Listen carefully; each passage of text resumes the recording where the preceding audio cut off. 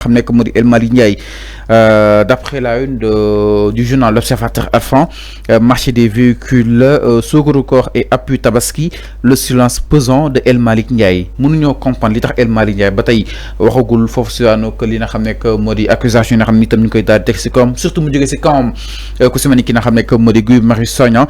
Donc le président de l'Assemblée nationale Arfan, est-ce que nekkul entre stratégie et énigme moo waral ba tey yëkkatiwul kàddu par rapport ak lu nu mel? Est-ce que Diaponi aussi, ce silence n'est pas pesant, quoi qu'on puisse sur le dos des Sénégalais, parce que c'est des accusations, comme sur bataille, appui tabaski, suukaru koor, entre autres, jëm si don yi nga xam ni itam peut-être mu koy def, alors que ni ñi ngi naan réew en réew leen daal nekk aussi rapport bi lu mu joxe sànq dette bi gis na fu mu toll entre autres, naka na ko daal di jàngatee. Oui, c'est vrai que les gens réclamaient la réponse de El Malick Ndiaye en tant que président de l'Assemblée nationale. Man mi sa waxona ko fi, j'attends la réponse de Mamadou Ayib Daffé en tant que président du groupe parlementaire de PASTEF ba légui réagirul. J'attends aussi la réponse de El Malick Ndiaye en tant que président de l'Assemblée nationale ci les allégations de Guy Marius Sagna ba légui répondre mota sénégalais ne peut-être l'absence ou bien le silence de El Malick Ndiaye lan mo waral lolu. Mais pourtant El Malick Ndiaye bobu mu ngi liggéey en silence. Il répond pas, mais il est en train de faire beaucoup de choses. Il travaille, parce que j'ai des informations parvenues hier, sur le fait que il a numérisé même l'information donc à travers une plateforme pour que députés désormais de imprimer ay feuilles de len jox ay informations. Députés dañuy recevoir à travers une plateforme toutes les informations de l'Assemblée nationale. Alors, et cette plateforme est sécurisée. Alors, si je suis sa question, Fallou. C'est vrai que El Malick Ndiaye n'a pas répondu. Mamadou Ayib Daffé n'a pas répondu. Man kérok bi Guy Marius Sagna défé poste bi, j'ai interpellé 3 personnes. J'ai interpellé Mamadou Ayib Daffé, Salib Daffé, Mamadou Ayib Daffé en tant que président du groupe parlementaire de PASTEF. J'ai interpellé El Malick Ndiaye en tant que président de l'Assemblée nationale, mais aussi j'ai interpellé Abdoulaye Tine en tant que président de la commission des lois. Mais lui, il a répondu. Je ne sais pas si tu as vu les infos. Mon Abdoulaye Tine, il a répondu. Bon, je crois qu'il a répondu. Alors, il a répondu. Répondre à une question. Parce que yo, tel ci leral bobu il faut pas nga daguñu wala nga bëgg yow wala def à ta manière. Du coup tu nous as posé la question, il faut nous attendre aussi nga baye ñu wax. Alors donc Maître Tine lan la wax. Dama né Maître Tine il a répondu avec bon ce que j'attendais de lui en tant que président de la commission des lois. Ne ko Guy Marius Sagna wax na li.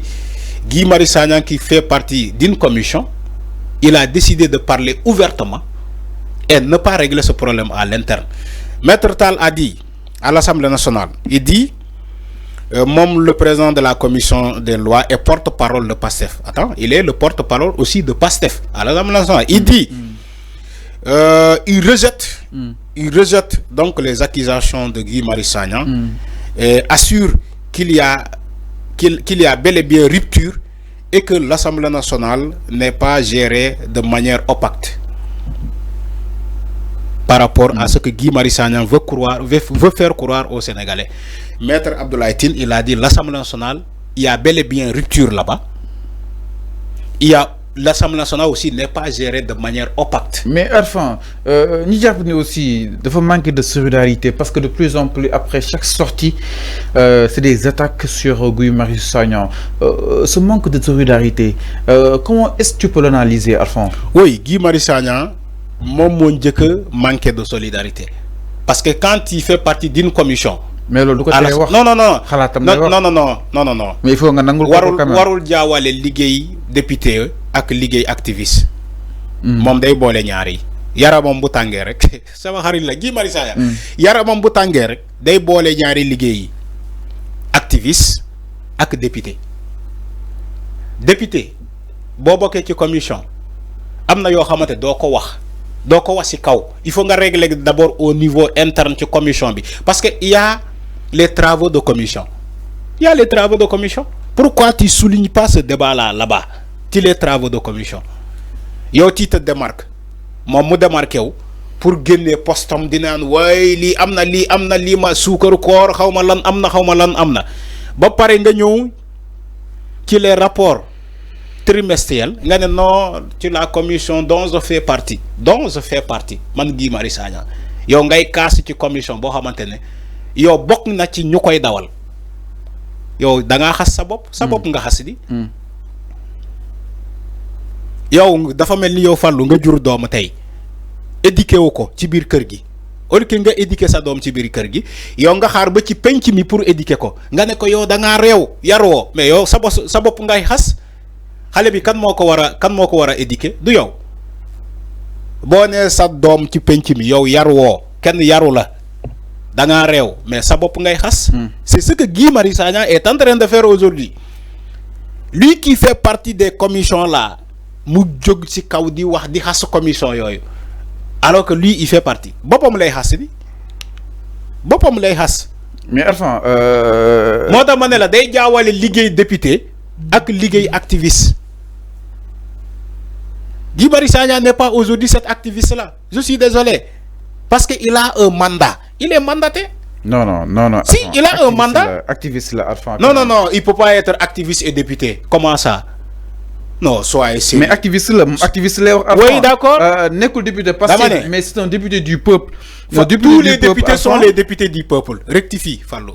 Non, attends. Non, il n'y a pas un non. Tous les députés élus sont des députés du peuple. En tant qu'activiste. Non, on ne parle pas en tant qu'activiste. On parle en tant que député.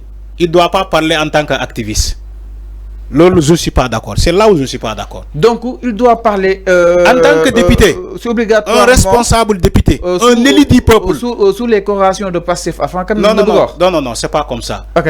Sous la convention de la commission dont il fait partie. Non, c'est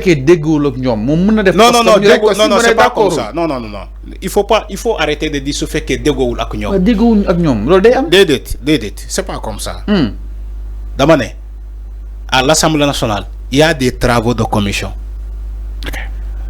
Légui bu travaux commission yi jéxé, nga dem plénière. Mu am séance plénière. Bo démé séance plénière, waxal. Pourquoi mom député bi xarol ba séance plénière mu wax lolu? Bu féké liggéey nako ci commission yi. Amul solution. War na mëna xaar ba séance plénière mu wax ko. Dans ce cas, il sera logique. C'est le parlementaire qui a parlé dans le perchoir. Taxaw le perchoir di wax. Mais le c'est comme si activiste bi moy wax. Non, yag nako def avant si jamono. Oui, en étant activiste. Yag nako def nañ koy tatchu avant. Day wax xalaatam. Dédé, man bokuma ci ñooñu. Bum koy def, il n'était pas dans les commissions là. Amul ben poste de responsabilité. C'est un Guy Marius Sagna avec un simple députation. Donc da nga japp dafa trahir mais commission bi. Mais loolu confiance aussi commission bi. Loolu donc amna lo xamni l'Assemblée nationale est régie par des lois.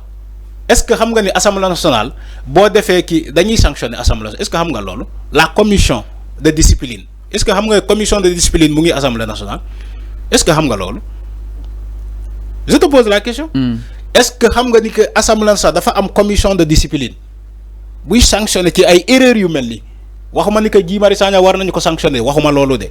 Waxuma ni que dafa def ben faute grave. Non, Fallou. Lo bëgg wax kon dama lay fatali ci les fondamentaux qui se trouvent à l'Assemblée nationale.